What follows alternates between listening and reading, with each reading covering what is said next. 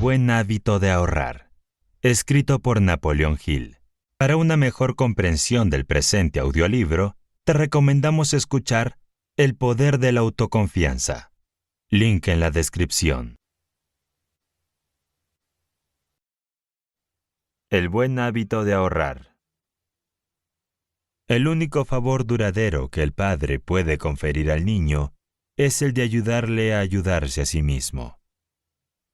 El hombre es una combinación de carne, hueso, sangre, pelo y células cerebrales. Estos son los materiales para la construcción a partir de las cuales da forma, mediante la ley del hábito, a su propia personalidad.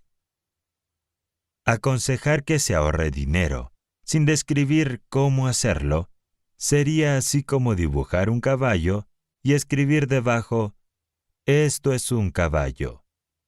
Es obvio para todos que el ahorro de dinero es uno de los elementos esenciales para el éxito. Pero la gran pregunta que se hace a la mayoría de los que no ahorran es, ¿cómo puedo hacerlo? El ahorro de dinero es únicamente una cuestión de hábito. Por ello, esta lección comienza con un breve análisis de la ley del hábito.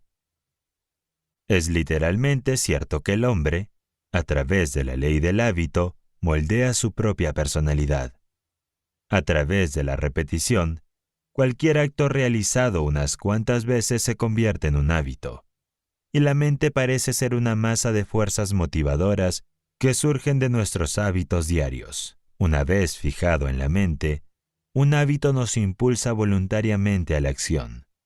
Por ejemplo, si sigue una ruta determinada para ir a su trabajo diario, o algún otro lugar que visite con frecuencia, muy pronto se habrá formado el hábito y su mente le conducirá por esta ruta sin pensar en ello. Por otra parte, si usted comienza con la intención de viajar en otra dirección, sin mantener el pensamiento del cambio de rutas constantemente en mente, se encontrará siguiendo la vieja ruta. Los oradores públicos han descubierto que, al contar una y otra vez una historia, que puede estar basada en pura ficción, entra en juego la ley de la costumbre, y muy pronto se olvidan de si la historia es cierta o no. Muros de limitación construidos por la costumbre. Millones de personas pasan por la vida en la pobreza y la necesidad porque han hecho un uso destructivo de la ley del hábito. Al no entender ni la ley del hábito ni la ley de la atracción, por la que lo semejante atrae a lo semejante, los que permanecen en la pobreza rara vez se dan cuenta de que están donde están como resultado de sus propios actos. Fija en tu mente el pensamiento de que tu capacidad está limitada a una determinada capacidad de ganancia y que nunca ganarás más que eso, porque la ley de la costumbre establecerá una limitación definitiva de la cantidad que puedes ganar.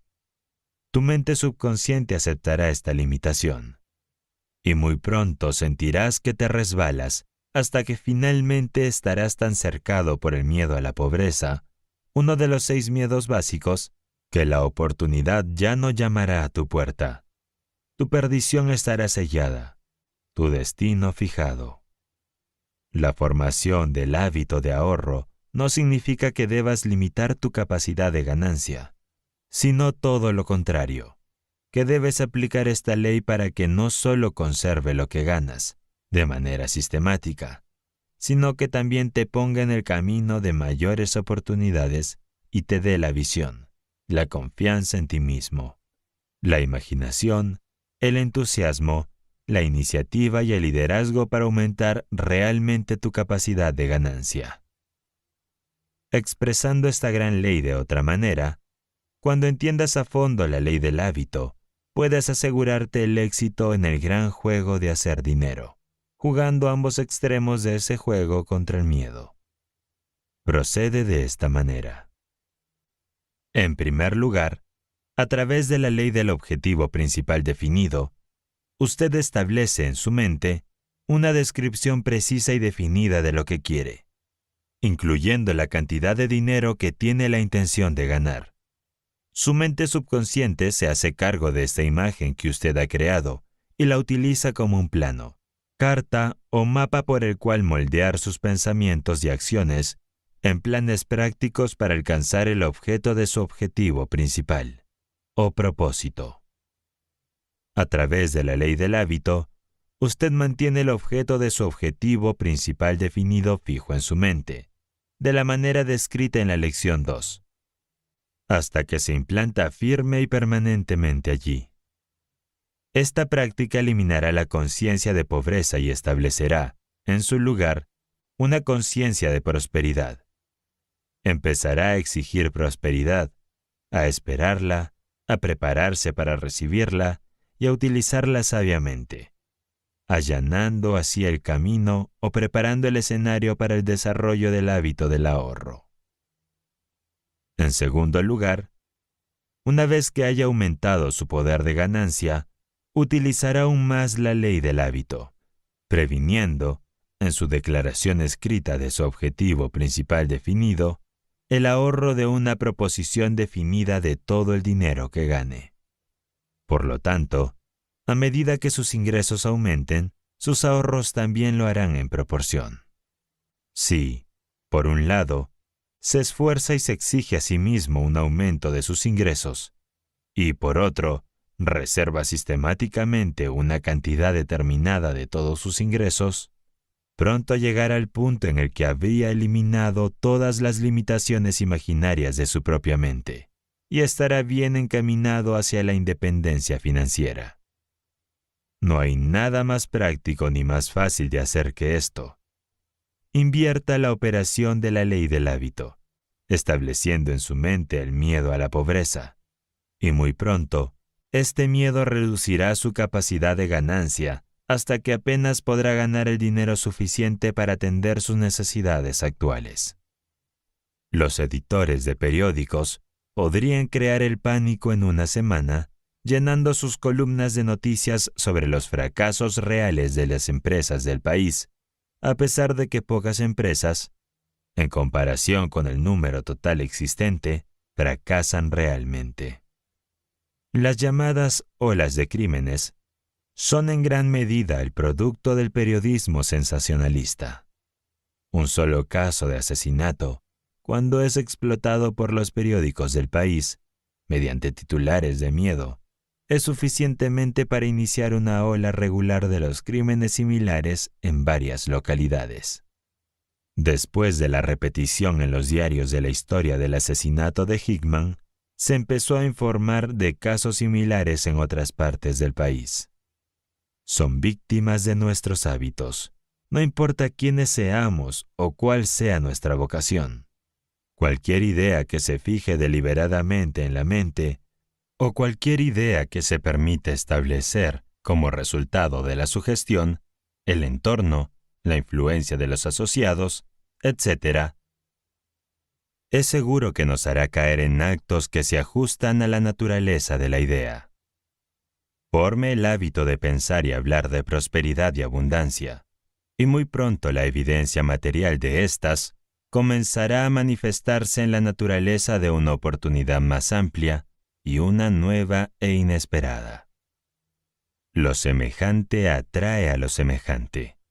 Si uno se dedica a los negocios y se ha formado el hábito de hablar y pensar que los negocios son malos, los negocios tendrán esta característica. Un pesimista, siempre que se le permita continuar con su influencia destructiva en el tiempo suficiente, puede destruir el trabajo de media docena de hombres competentes, y lo hará dejando a la deriva en las mentes de sus asociados el pensamiento de pobreza y fracaso. No seas este tipo de hombre o mujer. Uno de los banqueros más exitosos del estado de Illinois tiene este cartel colgado en su oficina privada. Aquí hablamos y pensamos solo en la abundancia. Si usted tiene una historia de aflicción, por favor guárdela, ya que no la queremos. Ninguna empresa de negocios quiere los servicios de un pesimista. Y aquellos que entienden la ley de la atracción y la ley del hábito, no tolerarán al pesimista más de lo que permitirán a un ladrón rondar por su lugar de trabajo, por la razón de que una persona así destruirá la utilidad de los que le rodean. En decenas de miles de hogares, el tema general de la conversación es la pobreza y la necesidad. Y eso es justo lo que reciben. Piensan en la pobreza, hablan de ella, la aceptan como su suerte en la vida. Creen que como sus antepasados fueron pobres antes que ellos también deben seguir siéndolo. La conciencia de pobreza se forma como resultado del hábito de pensar y temer la pobreza. Hola, lo que había temido ha llegado a mí. La esclavitud de la deuda. La deuda es nuestro maestro despiadado, un enemigo fatal del hábito del ahorro. La pobreza por sí sola es suficiente para acabar con la ambición, destruir la confianza en uno mismo y acabar con la esperanza. Pero si se le añade la carga de la deuda, todos los que son víctimas de estos dos crueles maestros de ceremonias están prácticamente condenados al fracaso. Ningún hombre puede hacer mejor su trabajo. Ningún hombre puede expresarse en términos que impongan respeto. Ningún hombre puede crear o llevar a cabo un propósito definido en la vida con una pesada deuda colgando sobre su cabeza. El hombre que está atado en la esclavitud de la deuda es tan indefenso como el esclavo que está atado por la ignorancia o por las cadenas reales. El autor tiene un amigo muy cercano cuyos ingresos son de $1,000 al mes. A su esposa le encanta la sociedad y trata de hacer gala de $20,000 con un ingreso de $12,000, con el resultado de que este pobre hombre suele tener una deuda de $8,000. Todos los miembros de su familia tienen el hábito del gasto, que han adquirido de su madre.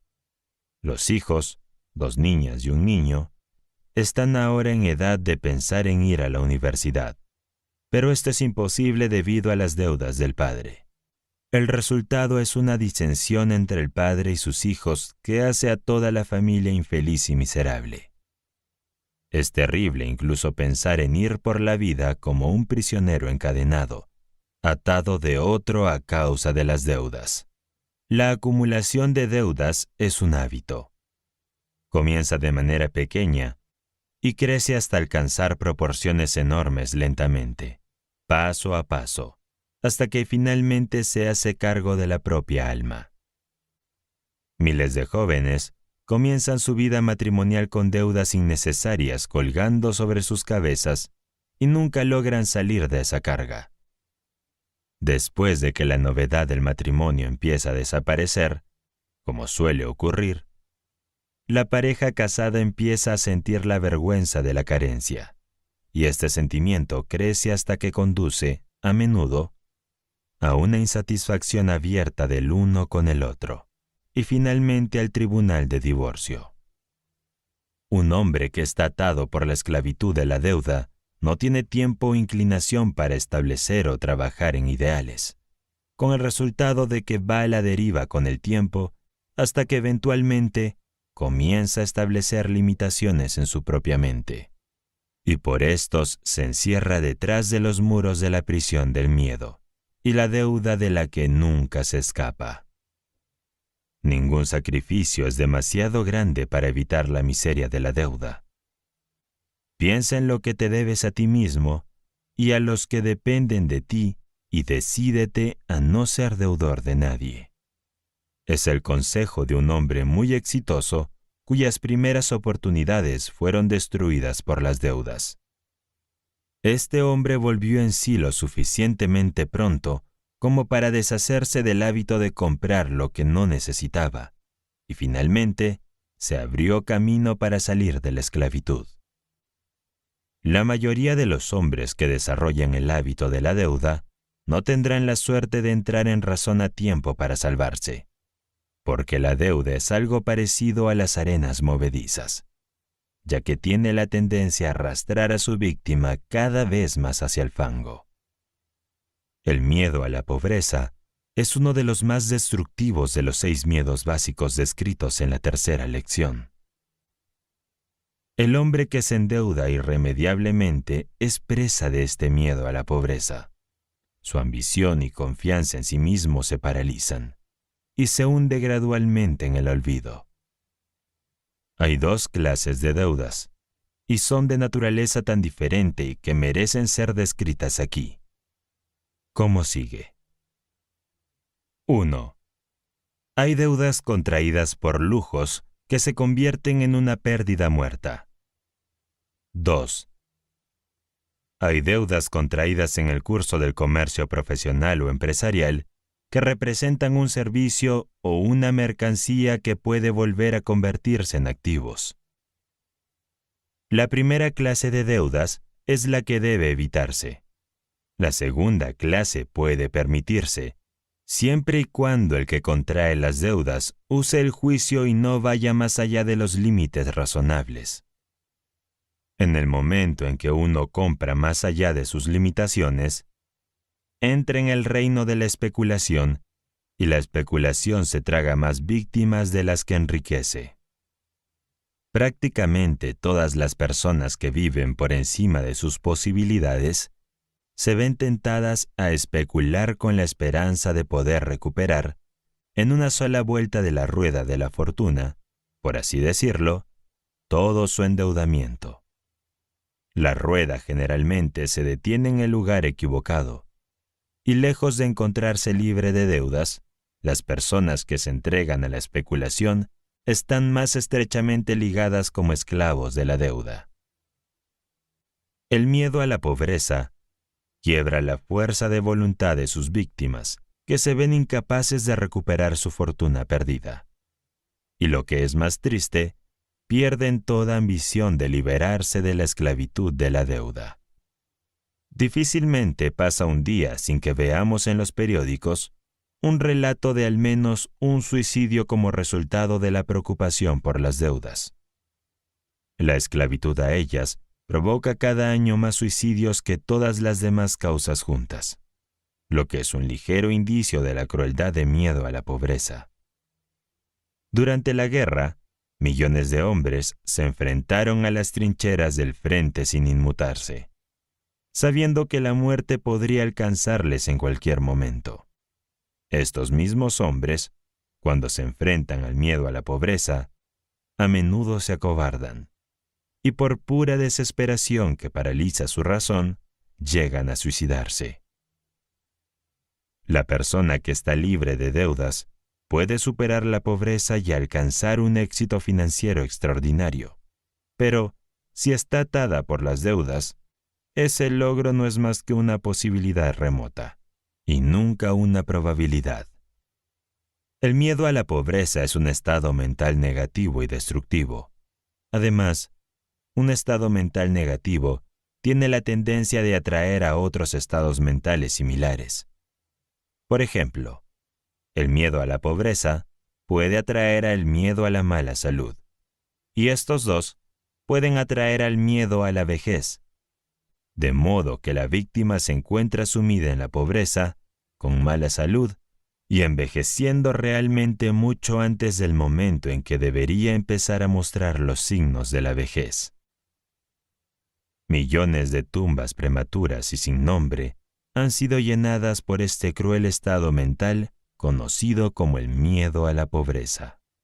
Hace menos de una docena de años, un joven ocupaba un puesto de responsabilidad en el City National Bank de la ciudad de Nueva York. Por vivir por encima de sus ingresos, contrajo una gran cantidad de deudas que le causaron preocupaciones hasta que este hábito destructivo comenzó a manifestarse en su trabajo y fue despedido del servicio del banco. Consiguió otro puesto, con menos dinero, pero sus acreedores le avergonzaron de tal manera que decidió dimitir y marcharse a otra ciudad, donde esperaba escapar de ellos hasta que hubiera acumulado suficiente dinero para pagar sus deudas. Los acreedores tienen una forma de rastrear a los deudores, así que muy pronto le pisaron los talones a este joven, cuyo empleador se enteró de su endeudamiento y lo despidió de su puesto. Luego buscó en vano un empleo durante 2 meses. Una fría noche, se dirigió a la cima de uno de los altos edificios de Broadway y se lanzó al vacío.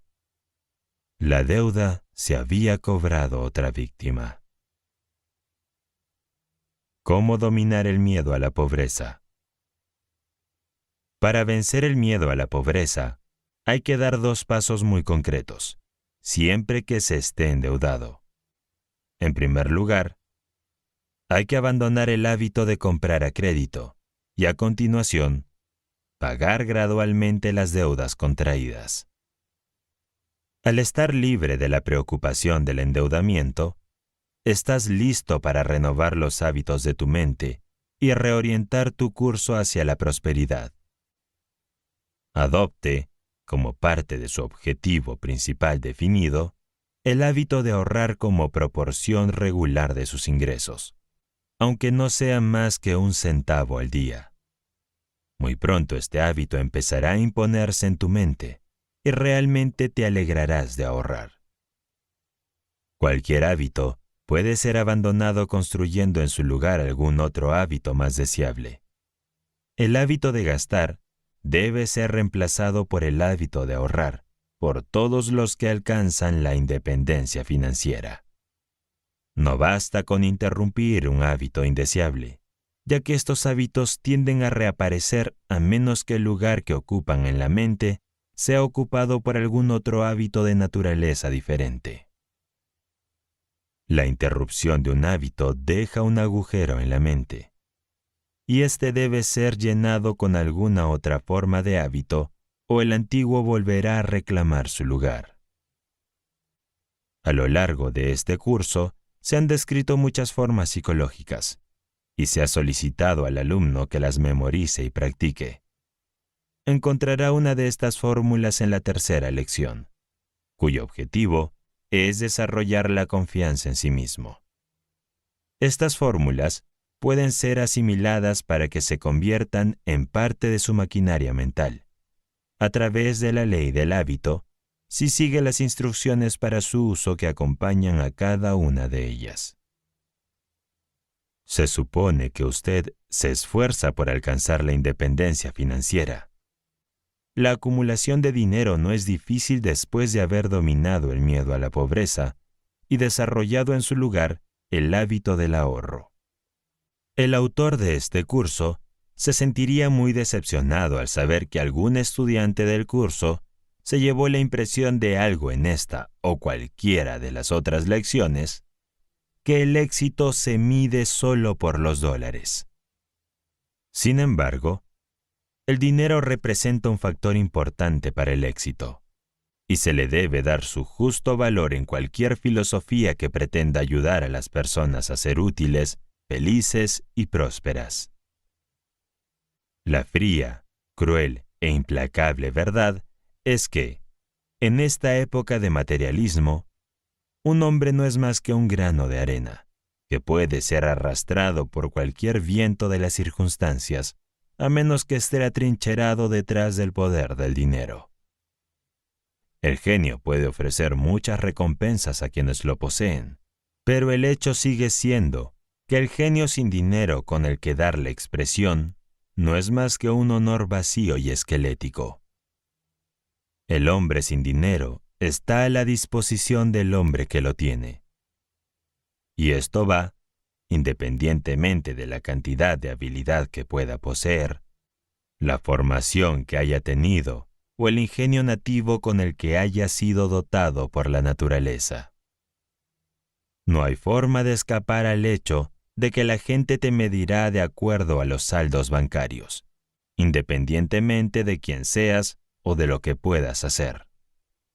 La primera pregunta que surge en la mente de la mayoría de la gente cuando conoce a un extraño es: ¿cuánto dinero tiene?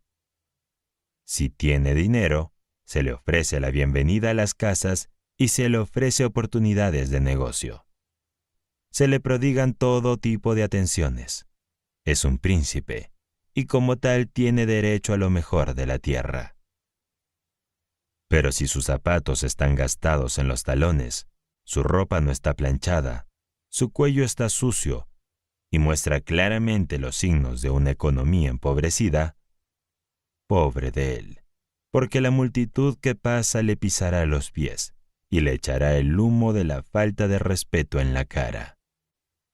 Estas afirmaciones no son bonitas, pero tienen una virtud. Son verdaderas. Esta tendencia a juzgar a las personas por el dinero que tienen o por su poder para controlar el dinero no se limita a ninguna clase de personas.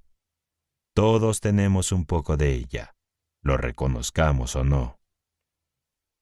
Thomas A. Edison es uno de los inventores más conocidos y respetados del mundo.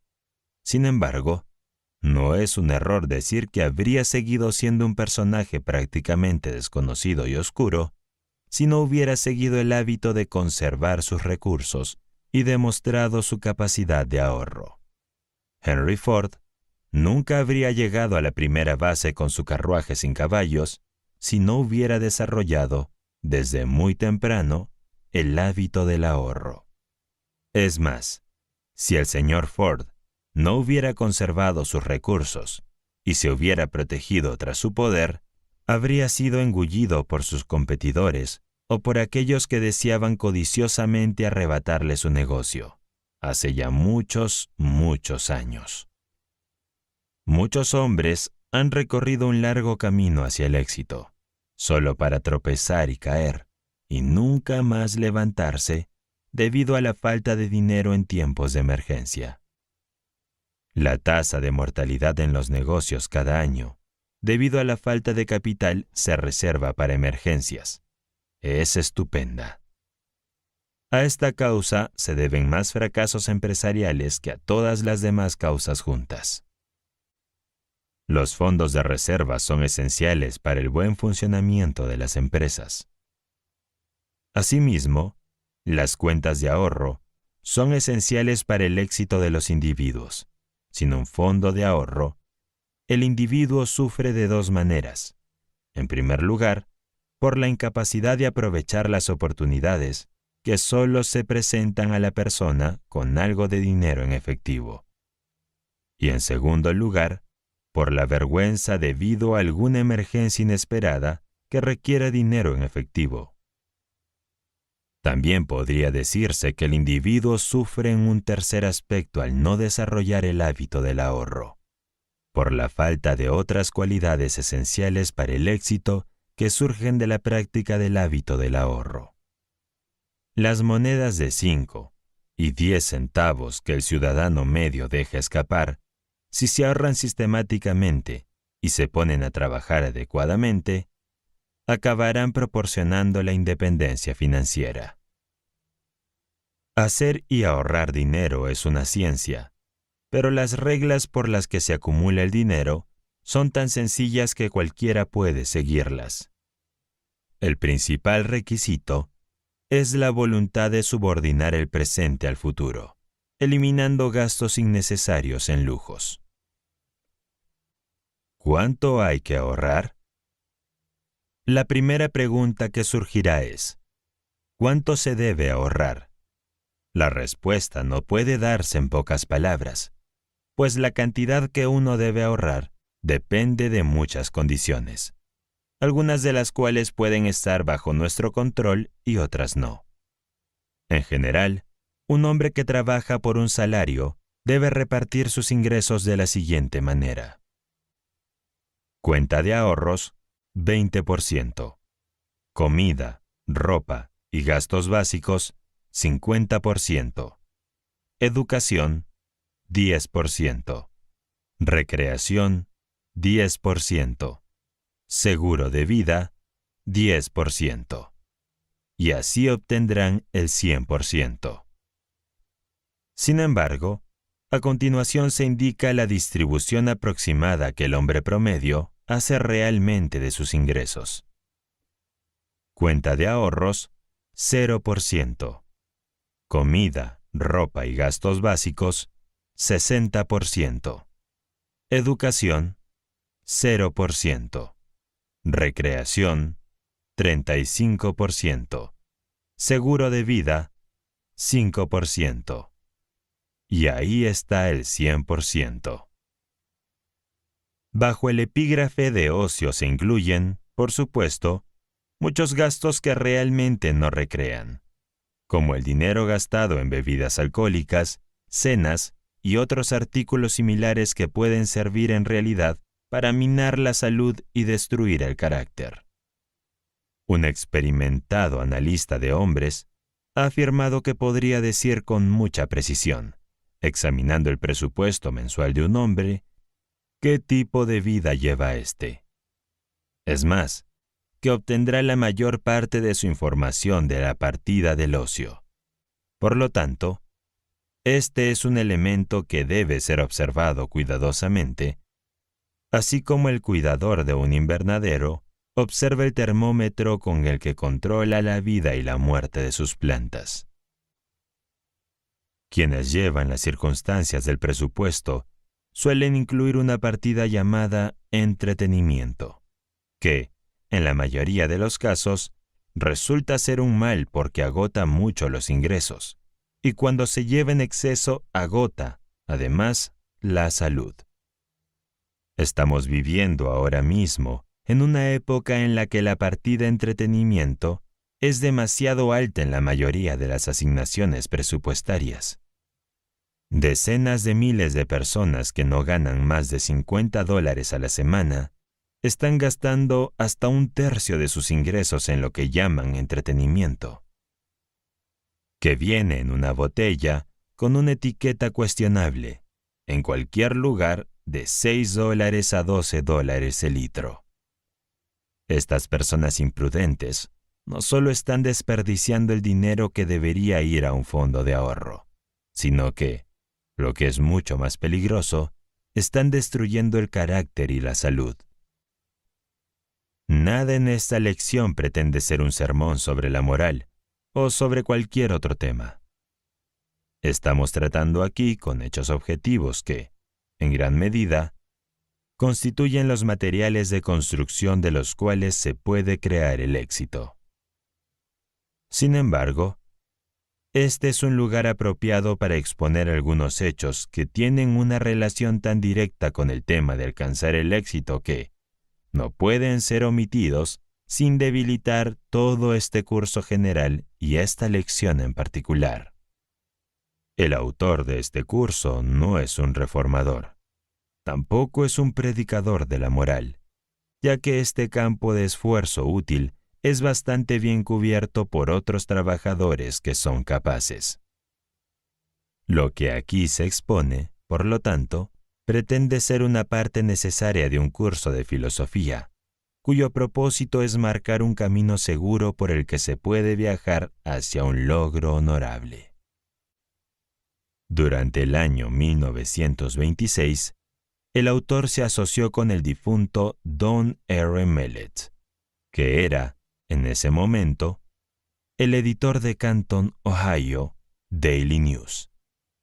El señor Mellett se interesó por la filosofía de la ley del éxito, porque ofrecía, en su opinión, un buen consejo a los jóvenes de ambos sexos que realmente deseaban salir adelante en la vida. A través de las páginas del Daily News, el señor Mellett llevaba a cabo una feroz batalla contra las fuerzas del Hampa de Cantón. Con la ayuda de detectives e investigadores, algunos de los cuales fueron suministrados por el gobierno de Ohio, el señor Mellett y el autor reunieron datos precisos sobre el modo de vida de la mayoría de los habitantes de Cantón.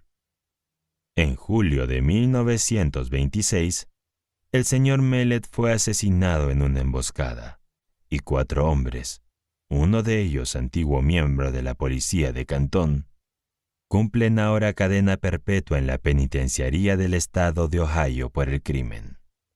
Durante la investigación de las condiciones del crimen en Cantón, todos los informes llegaron a la oficina del autor, y los datos aquí descritos son, por lo tanto, conocidos por ser absolutamente exactos. Uno de los funcionarios de una gran planta industrial, cuyo salario era de $6,000 al año, pagaba a un contrabandista de Cantón una media de $300 al mes por el licor, si es que a las cosas se les puede llamar licor, que utilizaba para entretenerse. Su esposa participaba en estos entretenimientos que tenían lugar en su propia casa.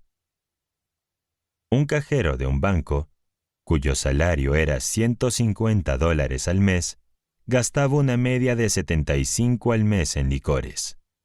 Y además de este imperdonable despilfarro de dinero, de un salario que no era demasiado grande a lo sumo, viajaba a un ritmo y con una multitud que significaba la ruina para él más adelante.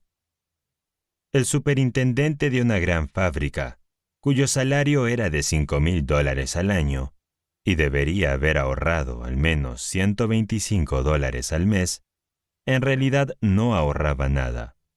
Su factura de contrabando era de promedio de $150 al mes.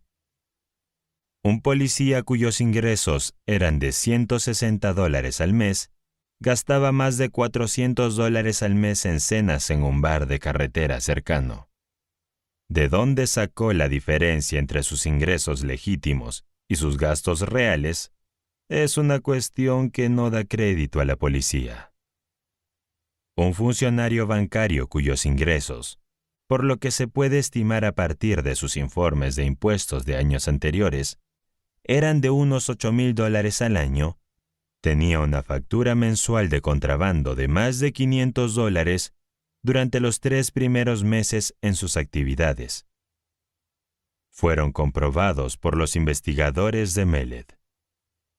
Un joven que trabajaba en unos grandes almacenes, con un sueldo de $20 a la semana, gastaba una media de $35 semanales con un contrabandista. Se suponía que estaba robando la diferencia a su empleador. A este joven le esperaba Old Man Trouble, a la vuelta de la esquina, aunque el autor no sabe si los dos se han reunido todavía. Un vendedor de una compañía de seguros de vida, cuyos ingresos no se conocían porque trabajaba a comisión, gastaba una media de $200 al mes con un contrabandista. No se encontró ningún registro de ninguna cuenta de ahorros, y se supone que no tenía ninguna. Esta suposición se confirmó más tarde, cuando la empresa para la que trabajaba el joven lo detuvo por malversación de sus fondos. Sin duda, gastaba el dinero que debía entregar a la empresa. Ahora está cumpliendo una larga cadena en la penitenciaría del estado de Ohio. Un joven que estaba asistiendo a la escuela secundaria estaba gastando grandes sumas de dinero en licor. La cantidad real no se podía obtener porque pagaba en efectivo a medida que conseguía el licor, y por lo tanto, los registros del contrabandista no revelaban la cantidad real. Más tarde, los padres de este chico lo encerraron para salvarlo de sí mismo. Se descubrió que estaba robando dinero de un fondo de ahorros guardado por su madre en algún lugar de la casa. Había robado y gastado más de $300 de este dinero cuando fue descubierto. Este autor dirigió una oficina de conferencias en 41 escuelas secundarias, donde dio una conferencia una vez al mes durante toda la temporada escolar. Los directores de estas escuelas secundarias declararon que menos del 2% de los estudiantes mostraban alguna tendencia a ahorrar dinero, y un examen con la ayuda de un cuestionario preparado para este fin reveló el hecho de que solo el 5% de los estudiantes, de un total de 11,000, en edad de asistir a la secundaria, creía que el hábito del ahorro era uno de los elementos esenciales para el éxito. No es de extrañar que los ricos sean cada vez más ricos y los pobres más pobres. Llame a esta afirmación socialista si lo desea, pero los hechos confirman su exactitud. No es difícil para cualquier hombre hacerse rico en un país de derrochadores como este, donde millones de personas gastan cada centavo que llega a sus manos. Hace muchos años, Antes de que la actual ola de manía por el gasto se extendiera por el país, F. W. Wadsworth ideó un método muy sencillo para recoger las monedas de 5 y 10 centavos que millones de personas tiran a la basura.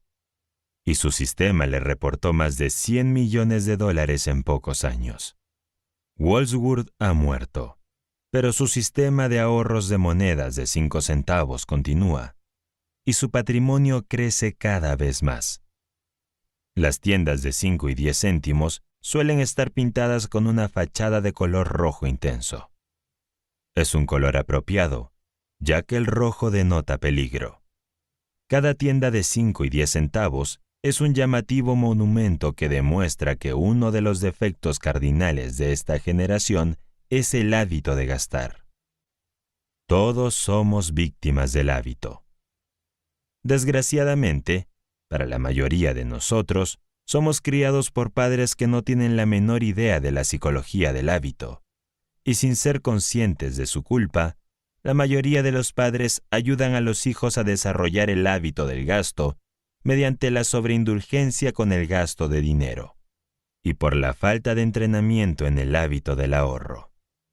Los hábitos de la primera infancia se aferran a nosotros durante toda la vida. Afortunado es el niño cuyos padres tienen la previsión y la comprensión del valor como constructor del carácter, del hábito del ahorro, para inculcar a este hábito en la mente de sus hijos. Es un entrenamiento que produce ricas recompensas. Entrégale al hombre promedio $100 que no contempló recibir. ¿Y qué hará con ellos? Empezará a pensar en cómo gastar el dinero. Le vendrán a la mente docenas de cosas que necesita o que piensa que necesita, pero es bastante seguro que nunca se le ocurriría, a menos que haya adquirido el hábito del ahorro, hacer de estos $100 el comienzo de una cuenta de ahorros. Antes de que llegue la noche, habrá gastado los $100, o al menos habrá decidido en su mente cómo los va a gastar, añadiendo así más combustible a la ya demasiado brillante llama del hábito de gastar. Nos regimos por nuestros hábitos. Se requiere fuerza de carácter, determinación y poder de decisión firme para abrir una cuenta de ahorros y luego añadir a ella una parte regular, aunque sea pequeña, de todos los ingresos posteriores. Hay una regla por la que cualquier hombre puede determinar, con mucha antelación, si disfrutará o no de la libertad e independencia financiera que es universalmente deseada por todos los hombres. Y esta regla no tiene absolutamente nada que ver con la cantidad de los ingresos de uno. La regla es que, si un hombre sigue el hábito sistemático de ahorrar una porción definida de todo el dinero que gana o recibe de otras maneras, está prácticamente seguro de colocarse en una posición de independencia financiera. Si no ahorra nada, es absolutamente seguro de no ser independientemente financiero nunca. Independiente, por mucho que sean sus ingresos. La única excepción a esta regla es que un hombre que no ahorra podría heredar una suma de dinero tan grande que no podría gastarla, o podría heredarla bajo un fideicomiso que la protegería para él, pero estas eventualidades son bastante remotas. Tanto, de hecho, que usted no puede confiar en que ese milagro suceda. Este autor tiene una relación bastante estrecha con muchos cientos de personas en los Estados Unidos y en algunos países extranjeros.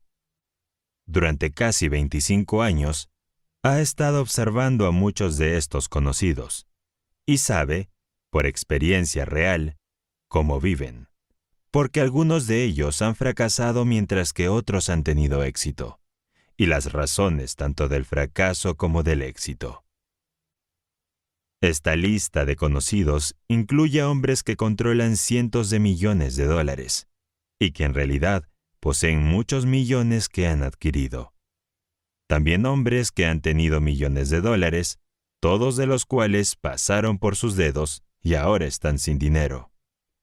Con el fin de mostrar al estudiante de esta filosofía cómo la ley del hábito se convierte en una especie de eje sobre el que gira el éxito o el fracaso, y exactamente por qué ningún hombre puede llegar a ser financieramente independiente sin desarrollar el hábito del ahorro sistemático, se describirán los hábitos de la vida de algunos de estos muchos conocidos. Comenzaremos con una historia completa, en sus propias palabras, de un hombre que ha ganado $1 millón en el campo de la publicidad, pero que ahora no tiene nada que mostrar por sus esfuerzos. Esta historia apareció por primera vez en el American Magazine y se reimprime aquí por cortesía de los editores de esa publicación. La historia es verdadera en todos los aspectos y se ha incluido como parte de esta lección porque el autor de la historia, el señor W.C. Freeman, está dispuesto a que sus errores se hagan públicos con la esperanza que otros puedan evitarlos. He ganado $1 millón, pero no tengo ni un céntimo. Si bien es vergonzoso y humillante confesar públicamente una falta pendiente que ha hecho un problema en mi vida actual, sin embargo, he decidido hacer esta confesión por el bien que puede hacer. Voy a hacer tabla rasa de cómo se me escapó de las manos todo el dinero que he ganado hasta ahora en mi vida, que se aproxima a $1 millón. Esta cantidad la obtuve a través de mi trabajo en el campo de la publicidad, excepto unos pocos miles de dólares que gané a los 25 años enseñando en escuelas rurales y escribiendo cartas de noticias en algunos semanarios y diarios del país. Puede que un solo millón no parezca mucho dinero en estos días de muchos millones e incluso miles de millones, pero igualmente es una gran suma de dinero. Si hay alguien que piensa lo contrario, que cuente $1 millón. La otra noche, traté de calcular cuánto tiempo me llevaría hacerlo. Descubrí que podía contar una media de 100 por minuto. Sobre esta base, me llevaría 20 días de 8 horas cada uno, más 6 horas y 40 minutos el 21º día para hacer la proeza. Dudo mucho que, si a usted o a mí nos dieran la tarea de contar 1 millón de billetes de $1, con la promesa de que todos ellos serían nuestros al final de ese tiempo, pudiéramos completarla. Probablemente nos volveríamos locos, y el dinero no nos serviría de mucho entonces, ¿no? Permítanme decir al principio de mi historia que no me arrepiento, ni por un minuto, de haber gastado el 90% del dinero que gané. Desearía que algo de ese 90% se devolviera en este momento, lo que me haría sentir que habría negado mucha felicidad a mi familia y a muchos otros. Lo único que lamento es haber gastado todo mi dinero y mucho más. Si tuviera hoy el 10% que podría haber ahorrado fácilmente, tendría $100,000 invertidos con seguridad y ninguna deuda. Si tuviera este dinero, me sentiría real y verdaderamente rico. Y me refiero solo a esto, porque nunca he tenido el deseo de acumular dinero por acumular. Aquellos días de enseñanza y de corresponsalia en el periódico me trajeron algunas preocupaciones y responsabilidades, pero las afronté con optimismo. Me casé a los 21 años, con la plena aprobación de los padres de ambas partes, que creían plenamente en la doctrina predicada por Henry Watt Beecher, de que los matrimonios tempranos son matrimonios virtuosos. Justo 1 mes y 1 día después de casarme, mi padre tuvo una muerte trágica. Murió asfixiado por el gas del carbón. Habiendo sido educador toda su vida, y uno de los mejores, no había acumulado dinero. Cuando salió de nuestro círculo familiar, nos tocó a todos unirnos y llevarnos bien de alguna manera, y lo hicimos. Aparte del vacío que dejó en nuestro hogar la muerte de mi padre, mi mujer y yo, mi madre y mi única hermana vivíamos juntos. Teníamos una vida alegre, a pesar de que era muy difícil llegar a fin de mes. Mi madre, que tenía un talento y unos recursos excepcionales, había enseñado en la escuela con mi padre hasta que yo nací, decidió abrir nuestra casa a un matrimonio, quienes eran viejos amigos de la familia. Vinieron a vivir con nosotros y su pensión ayudó a pagar los gastos. Mi madre era conocida en todo el mundo por las maravillosas comidas que servía. Más tarde, 2 mujeres acomodadas amigas de la familia fueron acogidas en nuestra casa. Así aumentaron nuestros ingresos. Mi hermana ayudaba mucho dando clases, para lo cual se reunía en el gran salón de nuestra casa con estudiantes. Mi mujer contribuía a la casa, encargándose de coser y remendar. Eran días muy felices.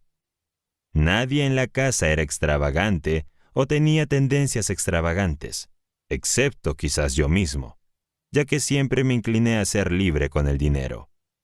Me gustaba hacer regalos a la familia y agasajar a los amigos. Cuando llegó el primer bebé a nuestro hogar, un niño, todos pensamos que el cielo nos había abierto las puertas. Los padres de mi mujer, que se interesaban mucho por nuestros asuntos y siempre andaban dispuestos a ayudarnos, se alegraron igualmente de la llegada de su primer nieto.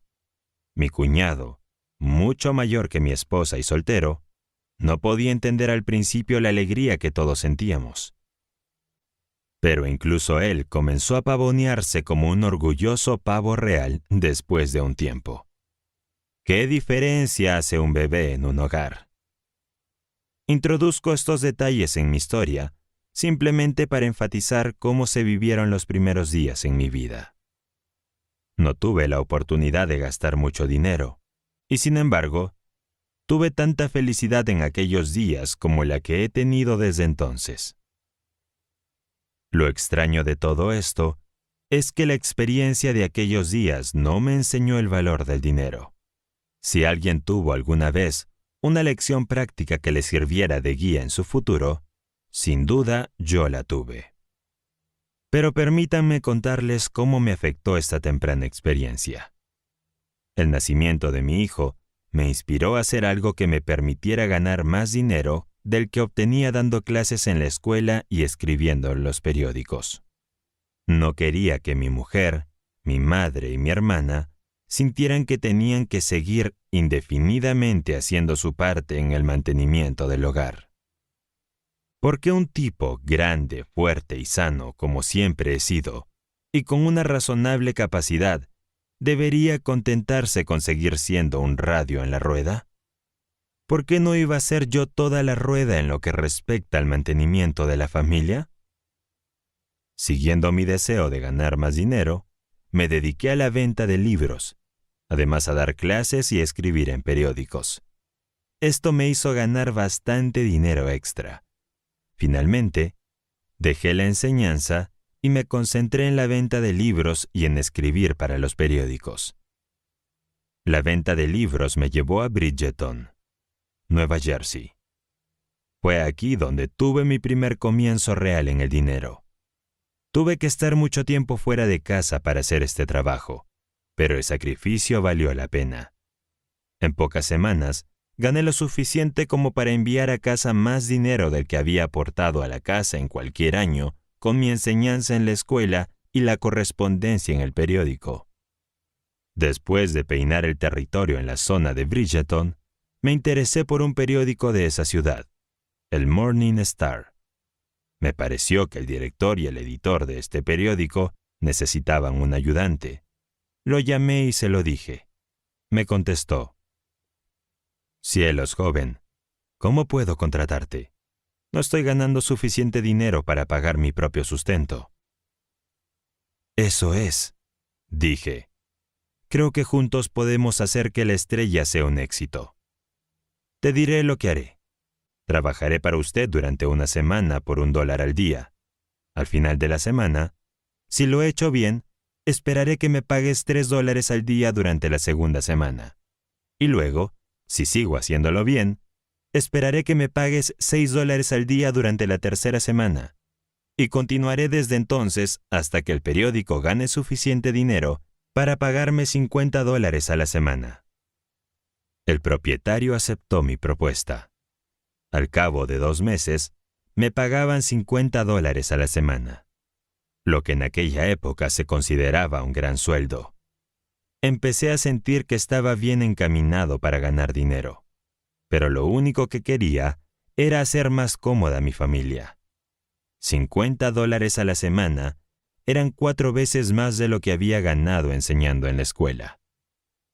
Mi trabajo en el Star abarcaba la redacción de editoriales, no muy brillante, la elaboración de reportajes, solo ordinarios, la redacción y venta de anuncios, con bastante éxito, la lectura de pruebas, el cobro de facturas, etc. Me obligaba a trabajar 6 días a la semana, pero podía soportarlo porque era fuerte y saludable, y además, el trabajo era muy interesante. También colaboré con la correspondencia del New York Sun, el Philadelphia Record y el Trenton NJ Times, lo que me reportó una media de $150 al mes, ya que este era un buen territorio de noticias. En el Star aprendí una lección que acabó marcando el curso de mi vida. Descubrí que se puede ganar mucho más dinero vendiendo publicidad para los periódicos que escribiendo para ellos. La publicidad lleva a los molinos. Hice una campaña publicitaria en el Star, un artículo sobre la industria de las ostras del sur de Jersey, pagado por los ostreros, que me reportó $3,000 en efectivo, que el editor dividió conmigo al 50%. Nunca había visto tanto dinero de una sola vez en toda mi vida. Piénsenlo, $1,500, un 25% más de lo que había ganado en 2 años de enseñanza y trabajos ocasionales. ¿He ahorrado este dinero o parte de él? No lo hice. ¿De qué servía? Podía hacer tanto con él para hacer felices a mi mujer, a mi hijo, a mi madre y a mi hermana, que lo dejé ir mucho más fácilmente de lo que lo había hecho. Pero, ¿no habría sido una buena cosa si hubiera guardado este dinero para un día lluvioso? Mi trabajo en Bridgeton atrajo la atención de Sam Hudson, corresponsal en New Jersey del Philadelphia Record, que era un brillante ejemplo de este tipo de hombres de prensa cuyo mayor placer en la vida es hacer cosas por los demás. Sam me dijo que era el momento de ubicarme en una gran ciudad. Creía que tenía madera para hacerlo bien.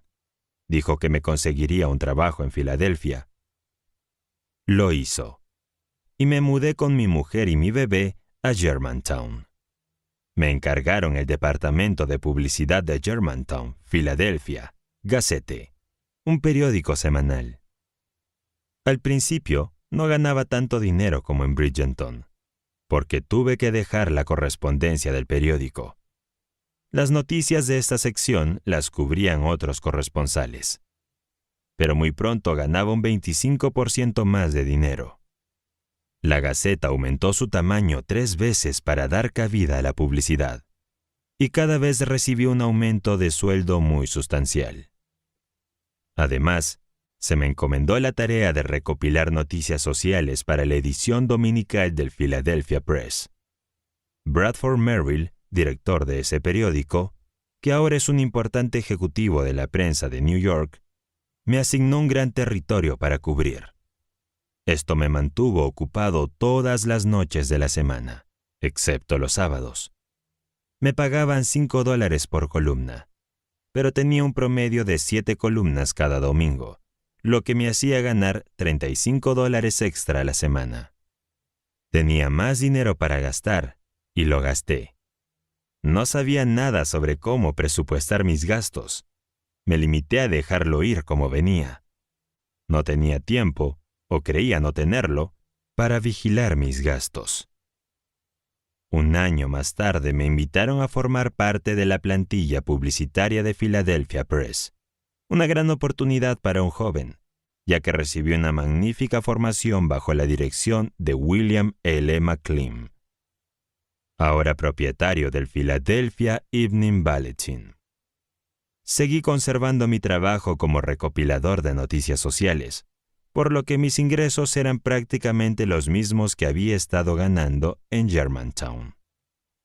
Pero al poco tiempo, mi trabajo atrajo la atención de James Silverson, señor editor del antiguo Saturday Night y Golden Days, que acababa de comprar el Philadelphia Inquirer. Me ofrecieron y acepté la dirección publicitaria de este periódico. Esto supuso un gran aumento de mis ingresos, y poco después llegó un feliz aumento en mi familia, el nacimiento de una hija. Entonces pude hacer lo que anhelaba desde el nacimiento de mi hijo. Volví a reunir a la familia bajo un mismo techo, mi mujer y mis 2 bebés, mi madre y mi hermana. Por fin pude liberar a mi madre de cualquier preocupación o responsabilidad, y nunca más tuvo ninguna mientras vivió. Murió en su 81º año, 25 años después de la muerte de mi padre. Nunca olvidaré las palabras que me dijo. Will, nunca has causado un momento de preocupación desde que naciste, y no podría haber tenido más de lo que me has dado si hubiera sido la reina de Inglaterra. En ese momento ganaba 4 veces más dinero que mi padre como superintendente de escuelas públicas en mi ciudad natal, Phillipsburg, Nueva Jersey. Todo el dinero, sin embargo, salía de mis bolsillos con la misma facilidad con que el agua fluye a través de un colador. Los gastos aumentaban con cada incremento de ingresos, lo cual es la costumbre, supongo, de la mayoría de la gente. Sin embargo, no había ninguna razón sensata para dejar que mis gastos fueran más allá de mis ingresos, y así lo hice. Me encontré acumulando deudas, y a partir de ese momento, nunca dejé de estar endeudado. Sin embargo, no me preocupaba por mis deudas, ya que pensaba que podía pagarlas en cualquier momento. Nunca se me ocurrió, hasta 25 años después, que la deuda me traería finalmente no solo gran ansiedad e infelicidad, sino que también perdería amigos y crédito. Pero debo darme una palmadita en la espalda por una cosa. Daba rienda suelta a mi gran defecto: gastar el dinero tan rápido como lo ganaba, a menudo más rápido. Pero nunca eludía mi trabajo. Siempre intentaba encontrar más cosas que hacer, y siempre las encontraba. Pasaba muy poco tiempo con mi familia. Iba a casa a cenar todas las noches y descansaba con los bebés hasta su hora de acostarse. Luego volvía a la oficina y a menudo trabajaba. Así pasaron los años. Llegó otra hija. Ahora quería que mis hijas tuvieran un pony y un carro, y que mi hijo tuviera un caballo de montar. Luego pensé que necesitaba un equipo que me llevara de un lado a otro con mi familia, conduciéndolos a un cupo cerrado o a una trampa abierta. Los conseguí todos. En lugar de un caballo y un cargador, o tal vez de una yunta, que había sido suficiente para nuestras necesidades y algo que nos hubiéramos podido permitir, tuve que tener una cuadra, con todo lo que conlleva. Este equipo me costó casi una cuarta parte de mis ingresos anuales. Entonces me dediqué al golf. Esto fue en mi 41º año. Me dediqué al juego, lo mismo que al trabajo, poner todo mi corazón en ello. Aprendí a jugar bastante bien. Mi hijo y mi hija mayor jugaron conmigo y también aprendieron a jugar bien. Era necesario que mi hija menor pasara el invierno en el sur y los veranos en los Adirondacks, pero en lugar de que su madre fuera solo con ella, me pareció que estaría bien que el hijo y la otra hija fueran con ellos. Este acuerdo se llevó a cabo. Iban a Pinehurst, California del Norte, todos los inviernos, y a costosos complejos turísticos en los Adirondack o en New Hampshire en verano. Todo esto supuso una gran cantidad de dinero. Mi hijo y mi hija mayor eran aficionados al golf y gastaron mucho dinero en ello. Yo también desembolsé bastante en campos de golf de Nueva York, Entre los tres ganamos 80 premios, la mayoría de los cuales están ahora almacenados. Un día me senté a calcular lo que me había costado esos premios. Descubrí que cada trofeo había costado $250, o un total de $45,000 en un periodo de 15 años. Una media de $3,000 al año. Ridículo, ¿no? Me entretuve generosamente en mi casa. La gente de Montclair pensaba que era millonario. A menudo invitaba a grupos de hombres de negocios a pasar un día de golf en el club y luego a cenar conmigo en la noche. Se habrían conformado con una simple cena casera, pero no, tenía que servirles un elaborado asunto montado por un famoso proveedor. Estas cenas nunca costaban menos de $10 por plato, lo que no incluía el dinero gastado en música mientras cenaban. Hice venir a la casa un cuarteto de negros. En nuestro comedor cabían cómodamente 20 personas, y se llenaba muchas veces.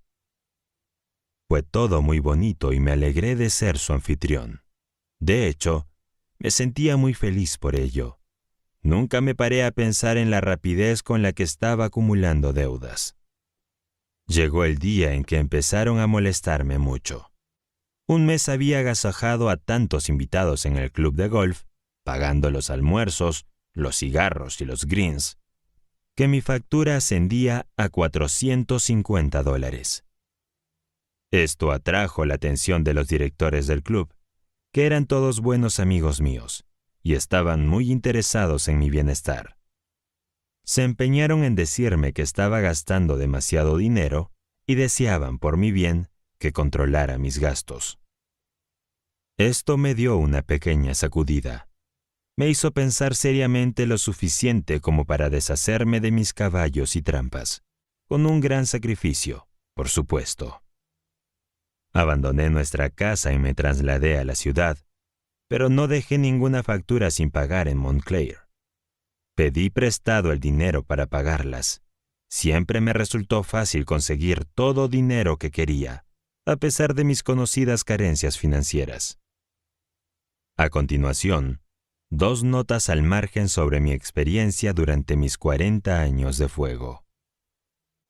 Además de gastar el dinero de forma insensata y quizás imprudente, lo presté con igual abandono. Al limpiar mi escritorio en casa antes de mudarme a la ciudad, revisé un paquete de facturas vencidas, cuyo total superaba los $40,000. Era dinero que se entregaba a cualquiera que se presentara. Las rompí todas, pero me di cuenta de que si tuviera ese dinero en la mano, no debería ni $1. Uno de los prósperos hombres de negocios a los que había agasajado muchas veces, y que a su vez me había agasajado a mí, me dijo: «Billy, tengo que dejar de salir contigo. Gastas demasiado dinero para mí. No puedo seguir tu ritmo». Piensa en eso viniendo de un hombre que ganaba más dinero que yo. Tendría que haberme hecho caso, pero no lo hice.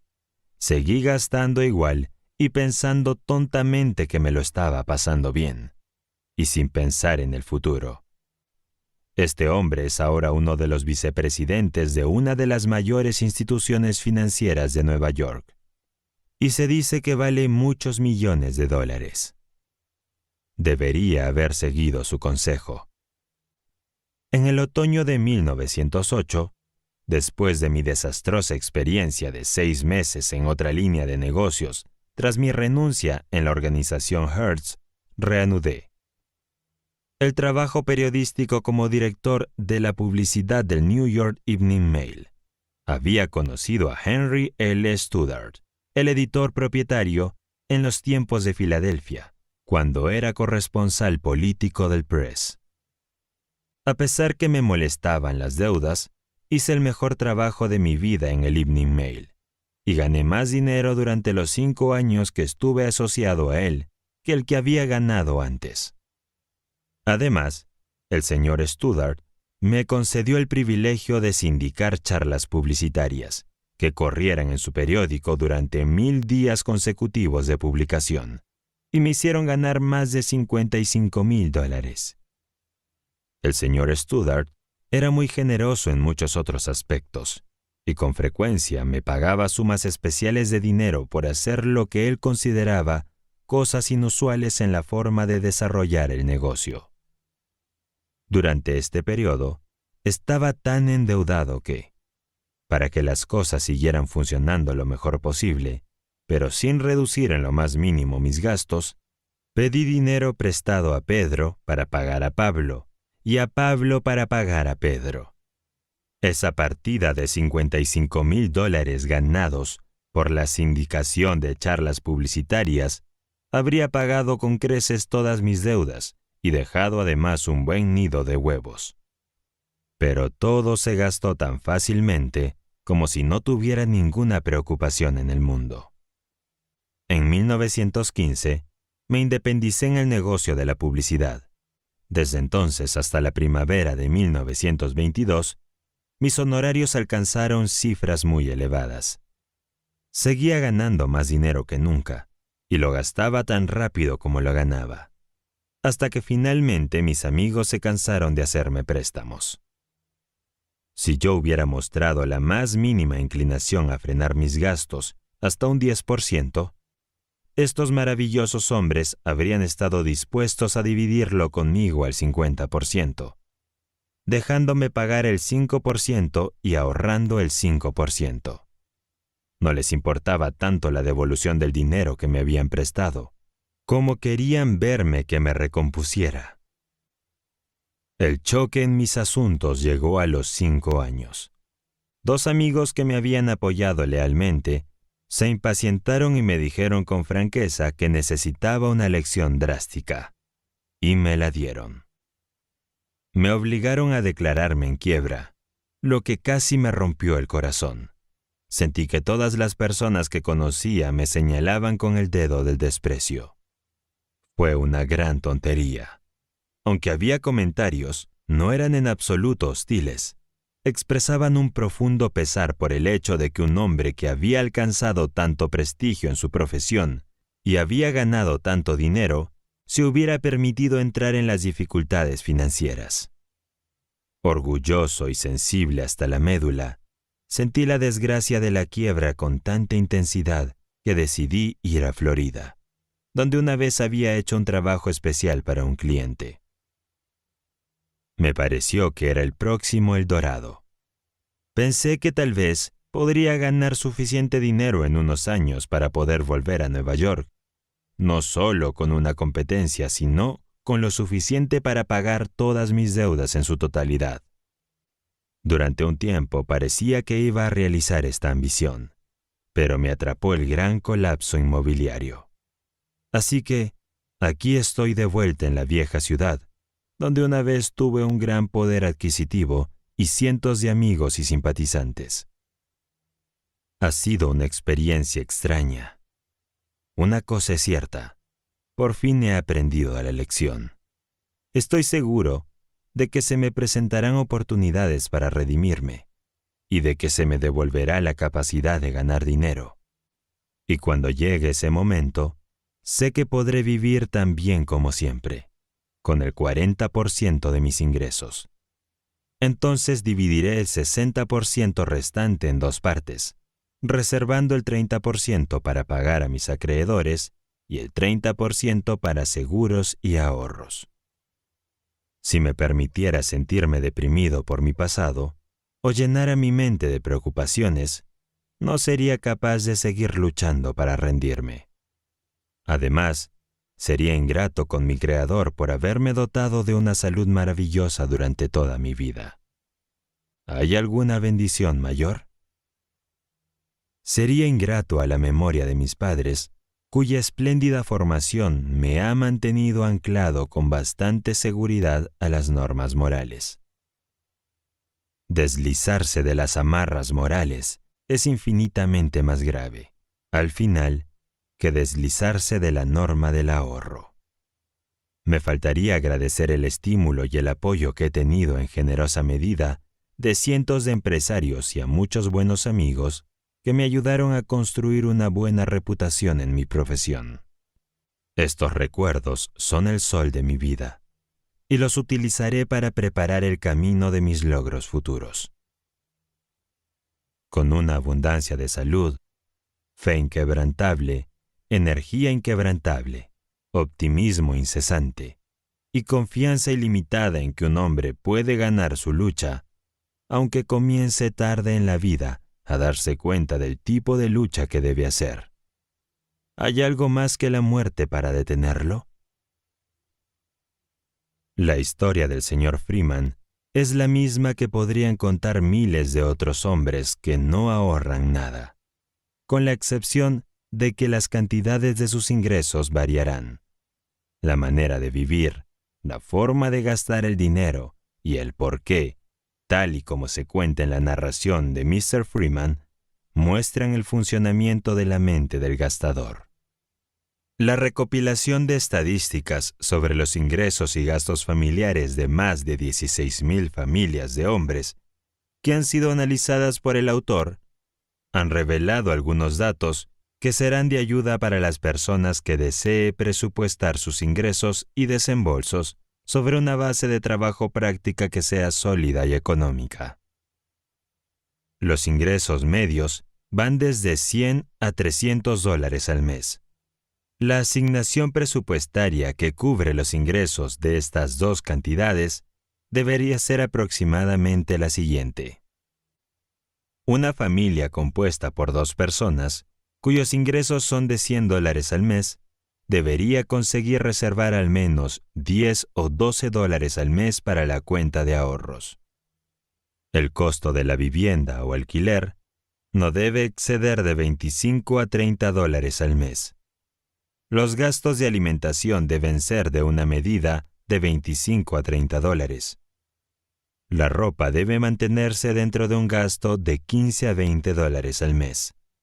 Los gastos de ocio e imprevistos deben mantenerse en unos $8 a $10 al mes. Una familia cuyos ingresos son de $100 al mes, si esos ingresos aumentan a $125, debería ahorrar al menos $20 de esa cantidad. Una familia de 2 personas, cuyos ingresos son $150 al mes, deberían presupuestar sus fondos de la siguiente manera. Ahorros, $25. Vivienda o alquiler, $35 a $40. Comida, $35 a $40. Ropa, $20 a $30. Recreación, $10 a $15. Con un sueldo de $200 al mes, el presupuesto debería ser: ahorros, $50. Vivienda o alquiler, $40 a $50. Comida, $35 a $45. Ropa, $30 a $35. Recreación, $15 a $20.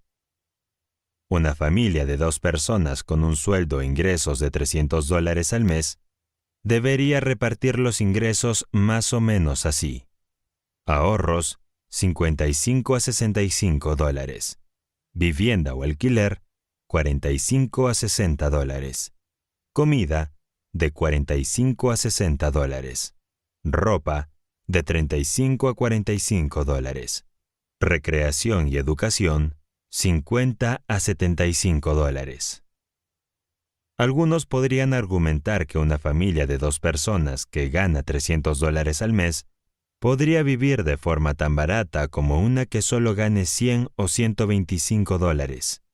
Sin embargo, esto no es del todo correcto, porque quien tiene la capacidad de ganar $300 al mes debe, por regla general, asociarse con personas que hacen mejores apariencias y más entretenimiento necesario. Un hombre soltero que gane $100, $150 o $300 al mes debería ahorrar considerablemente más de lo que un hombre con familia podría ahorrar con las mismas cantidades. Como regla, un hombre soltero que no tiene dependientes y que no está endeudado debería vivir con un presupuesto de $50 al mes para la habitación y la comida, y no exceder de $30 al mes para ropa y quizás 10 para recreación. Estas cantidades podrían incrementarse ligeramente en el caso de alguien que ganara $150 o $300 al mes. Un chico que vive fuera de casa y cuyos ingresos semanales son de $20, deberá ahorrar $5 de esa cantidad. El resto debe cubrir los gastos de comida, habitación y ropa. Una chica que viva fuera de casa con los mismos ingresos necesitaría una asignación ligeramente mayor para ropa, ya que la ropa de las mujeres es más costosa que la de los hombres, y generalmente es imperativo que las mujeres cuiden, más que los hombres, su aspecto personal. Una familia de 3 miembros podrá ahorrar bastante menos que las cantidades que puede ahorrar una familia de 2 miembros.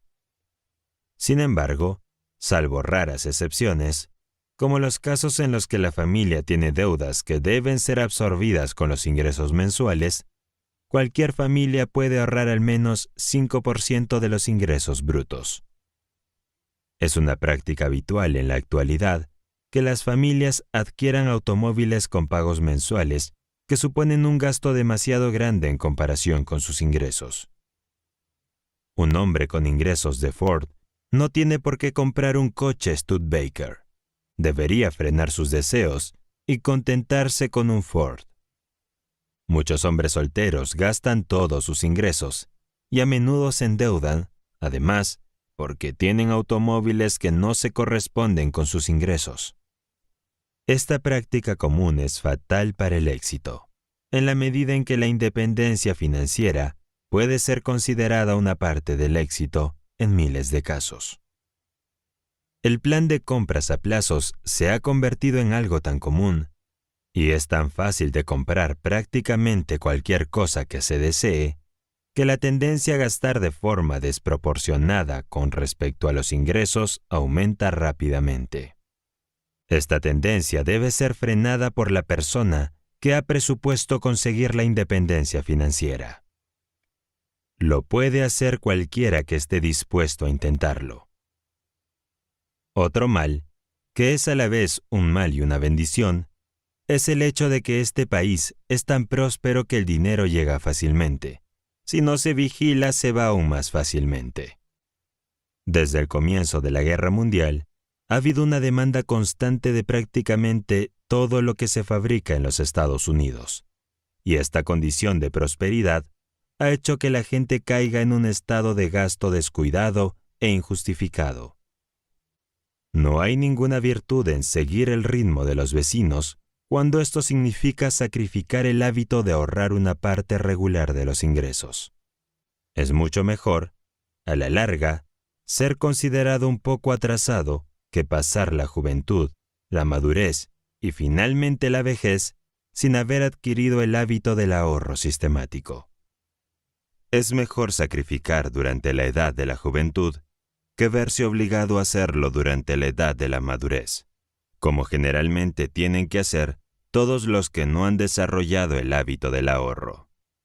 No hay nada tan humillante que conlleve una agonía y un sufrimiento tan grandes como la pobreza en la vejez. Cuando los servicios personales ya no son comerciables y uno debe recurrir a los parientes o a las instituciones de caridad para subsistir. Todas las personas, tanto las casadas como las solteras, deberían mantener un sistema presupuestario, pero ningún sistema presupuestario funcionará si la persona que intenta mantenerlo carece de valor para recortar los gastos en partidas como las de los entretenimientos y ocio. Si uno se siente tan débil de voluntad que cree necesario estar a la altura de los Smiths, con los que se relaciona socialmente, y cuyos ingresos son mayores que los suyos, o gastan todos sus ingresos tontamente, entonces ningún sistema presupuestario puede servirle. Formar el hábito del ahorro significa que, hasta cierto punto al menos, debes aislarte de todos, excepto de un gran grupo bien seleccionado de amigos que te disfruten sin un entretenimiento elaborado por tu parte. Admitir que se carece de valor para recortar los gastos y poder ahorrar, aunque no sea una pequeña cantidad, equivale a admitir al mismo tiempo una falta del tipo de carácter que conduce al éxito. Se ha demostrado en demasiadas ocasiones que las personas que han adquirido el hábito de ahorrar dinero siempre tienen preferencia en los puestos de responsabilidad. Por lo tanto, el ahorro de dinero no solo añade ventajas en la naturaleza del empleo preferido y cuenta bancaria más grande, sino que también aumenta la capacidad de ganancia real. Cualquier empresario preferiría emplear a una persona que ahorre dinero regularmente, no por el simple hecho de que dicha persona ahorre dinero, sino por todas las características que posee dicha persona y que la hacen más eficiente. Muchas empresas no contratan a un hombre o una mujer que no ahorre dinero. Debería ser una práctica común para todas las empresas exigir a todos los empleados que ahorren dinero. Esto sería una bendición para miles de personas que, de otro modo, no tendrían la fuerza de voluntad para adquirir el hábito del ahorro. Henry Ford ha recorrido un largo camino, tal vez tan lejos como es conveniente, para inducir a sus empleados no solo a ahorrar su dinero, sino a gastar lo que gastan sabiamente, y a vivir sana y económicamente. El hombre que induce a sus empleados a adquirir el hábito del ahorro es un filántropo práctico. Oportunidades que se presentan a los que han ahorrado dinero. Hace unos años, un joven llegó a Filadelfia, procedente del Distrito Agrícola de Pensilvania, y entró a trabajar en una imprenta. Uno de sus compañeros de trabajo poseía algunas acciones en una compañía de construcción y préstamos y había adquirido el hábito de ahorrar $5 a la semana, a través de esta asociación. Este joven fue influenciado por su compañero para abrir una cuenta en la Building and Loan Company. Al cabo de 3 años, había ahorrado $900. La imprenta para la que trabajaba tuvo dificultades financieras y estuvo a punto de quebrar.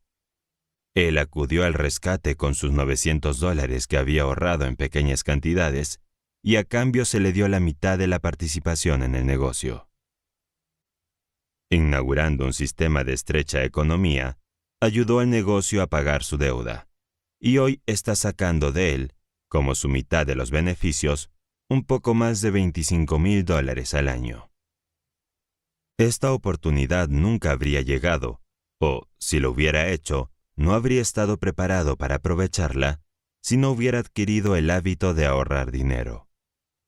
Cuando se perfeccionó el automóvil Ford, durante los primeros días de su existencia, Henry Ford necesitaba capital para promover la fabricación y venta de su producción. Recurrió a unos cuantos amigos que habían ahorrado algunos miles de dólares, uno de los cuales era el senador Cousins. Estos amigos acudieron en su ayuda, pusieron unos cuantos miles de dólares con él y más tarde sacaron millones en beneficios. Cuando Woolworth puso en marcha su plan de tiendas de 5 y 10 centavos, no tenía capital, pero recurrió a unos cuantos amigos que habían ahorrado, mediante la más estrecha economía y un gran sacrificio, unos cuantos miles de dólares. Estos amigos le apostaron y más tarde les devolvieron cientos de miles de dólares en beneficios. Van Heusen, de la fama de cuellos blandos, concibió la idea de producir un cuello semiblando para hombres. Su idea era buena, pero no tenía ni un céntimo para promocionarla. Recurrió a unos cuantos amigos que solo tenían unos pocos cientos de dólares, que le dieron una oportunidad, y el cuello les hizo ricos a cada uno de ellos. Los hombres que iniciaron el negocio de cigarros, el producto, tenían poco capital. Lo que tenían era dinero que habían ahorrado de sus pequeñas ganancias como tabaqueros. Tenían una buena idea y sabían cómo hacer un buen cigarro, pero la idea habría muerto si no hubieran ahorrado un poco de dinero. Con sus escasos ahorros lanzaron el cigarro, y unos años más tarde vendieron su negocio a la American Tobacco Company por $8 millones. Detrás de prácticamente toda gran fortuna se puede encontrar, como su principio, un hábito bien desarrollado de ahorro de dinero. John D. Rockefeller era un contable corriente. Concibió la idea de desarrollar el negocio del petróleo, pero entonces ni siquiera se consideraba un negocio. Necesitaba capital, y como había desarrollado el hábito del ahorro, y con ellos había demostrado que podía conservar los fondos de otras personas, no tuvo ninguna dificultad para pedir prestado el dinero que necesitaba. Se puede afirmar que la verdadera base de la fortuna de los Rockefeller es el hábito de ahorrar dinero que el señor Rockefeller desarrolló mientras trabajaba como contable con un salario de $40 al mes. James J. Hill era un joven pobre que trabajaba como telegrafista, con un sueldo de $30 al mes. Concibió la idea del Great Northern Railway System, pero su idea no guardaba proporción con su capacidad de financiación. Sin embargo, había adquirido el hábito de ahorrar dinero, y con el escaso salario de $30 al mes, había ahorrado lo suficiente para poder pagar sus gastos en un viaje a Chicago, donde interesó a los capitalistas en la financiación de su plan. El hecho de que él mismo hubiera ahorrado dinero con un pequeño salario se consideraba una buena prueba de que sería un hombre seguro para confiar el dinero de otras personas. La mayoría de los hombres de negocios no confiarán su dinero a otro hombre a menos que éste haya demostrado su capacidad para cuidar el suyo y utilizarlo sabiamente. La prueba, aunque a menudo es embarazosa para los que no han formado el hábito del ahorro, es muy práctica. Un joven que trabaja en una imprenta de la ciudad de Chicago quería abrir una pequeña imprenta y aprender un negocio por su cuenta. Se dirigió al gerente de una imprenta y le expuso sus necesidades, diciendo que deseaba un crédito para una imprenta y algunos tipos y otros equipos pequeños. La primera pregunta que le hizo el director fue: ¿ha ahorrado algún dinero propio? Lo había hecho. De su salario de $30 semanales, había ahorrado $15 semanales con regularidad durante casi 4 años. Consiguió el crédito que quería. Más tarde obtuvo más crédito, hasta que hoy ha construido una de las imprentas más exitosas de la ciudad de Chicago. Su nombre es George B. Williams, y es bien conocido, al igual que los hechos aquí expuestos, por el autor de este curso. Muchos años después de este incidente, el autor de este curso se familiarizó con el señor Williams, y al final de la guerra, en 1918, el autor se dirigió al señor Williams y le pidió un crédito que ascendía a muchos miles de dólares, con el fin de publicar la revista Golden Rule. La primera pregunta que se le hizo fue: ¿ha adquirido usted el hábito de ahorrar dinero? A pesar de que todo el dinero que había ahorrado se perdió en la guerra, el simple hecho de haber formado el hábito del ahorro fue la base real sobre la que obtuve un crédito de más de $30,000. Hay oportunidades en cada esquina, pero solo existen para aquellos que tienen dinero listo, o que pueden conseguir dinero porque han formado el hábito del ahorro y desarrollado las otras características que van con la formación del hábito del ahorro, conocido por el término general de carácter. El difunto J. P. Morgan dijo una vez que preferiría prestar $1 millón a un hombre de carácter sólido que hubiera formado el hábito del ahorro que $1,000 a un hombre sin carácter que fuera un derrochador. En general, esta es la actitud que el mundo adopta hacia todos los hombres que ahorran dinero. A menudo sucede que una pequeña cuenta de ahorros, de no más $200 o $300, es suficiente para iniciar el camino hacia la independencia financiera. Hace unos años, un joven inventor creó un artículo doméstico único y práctico. Se vio perjudicado, como ocurre a menudo con los inventores, porque no tenía dinero para comercializar su invento. Además, al no haber adquirido el hábito del ahorro, le resultaba imposible pedir un préstamo a través de fuentes bancarias. Su compañero de habitación era un joven maquinista que había ahorrado $200. Acudió a la ayuda del inventor con esta pequeña suma de dinero y mandó a fabricar suficientes artículos para que pudieran empezar. Salieron y vendieron de casa en casa la primera provisión. Luego volvieron y mandaron a hacer otra provisión, y así sucesivamente hasta que habían acumulado, gracias al ahorro y la capacidad de ahorro del compañero de cuarto, un capital de $1,000. Con esto, más algún crédito que consiguieron, compraron las herramientas para fabricar su propio producto. El joven maquinista vendió su media participación en el negocio, 6 años después, por $250,000. Nunca habría manejado esta cantidad de dinero durante toda su vida si no hubiera adquirido el hábito del ahorro, que le permitió acudir al rescate de su amigo inventor. Este caso podría publicarse 1000 veces, con una ligera variación en los detalles, ya que es bastante descriptivo del comienzo de muchas grandes fortunas que se han hecho y se están haciendo ahora en los Estados Unidos. Puede parecer un hecho triste y cruel, pero no deja de ser un hecho. Que si no tienes dinero y no has desarrollado el hábito del ahorro, estás sin suerte en cuanto a aprovechar la oportunidad de ganar dinero.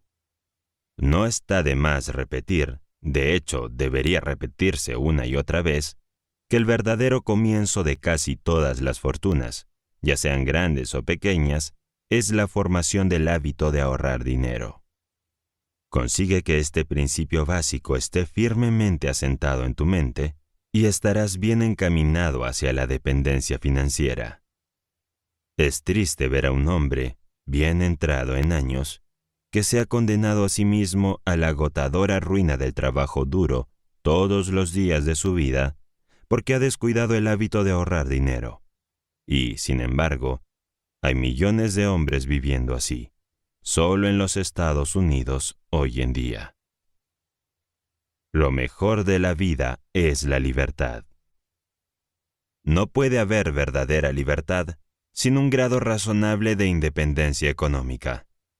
Es terrible estar obligado a estar en un lugar determinado, en una tarea determinada, tal vez una tarea que a uno no le gusta, durante un determinado de horas todos los días laborables de la semana, durante toda la vida.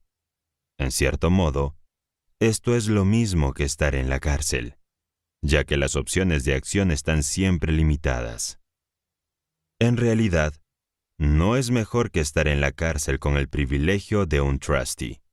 Y en cierto modo es incluso peor, porque el hombre que está encarcelado se ha librado de la responsabilidad de proporcionar un lugar para dormir, algo para comer y ropa para vestir.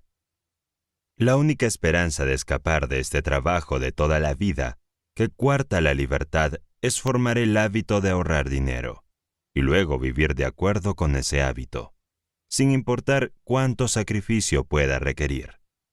No hay otra salida para millones de personas, y a menos que usted sea una de las raras excepciones, esta lección y todas las afirmaciones, de hecho, están destinadas a usted, y se aplican a su vida.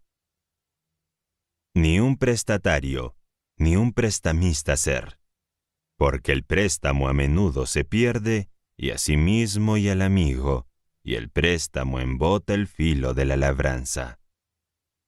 Esto sobre todo, sé fiel a ti mismo, y debes seguir, como la noche al día, no puedes entonces ser falso con ningún hombre. Shakespeare. La continuación a este audiolibro es Iniciativa y Liderazgo. Suscríbete y activa tus notificaciones para no perdértelo. Gracias y nos vemos en la siguiente página.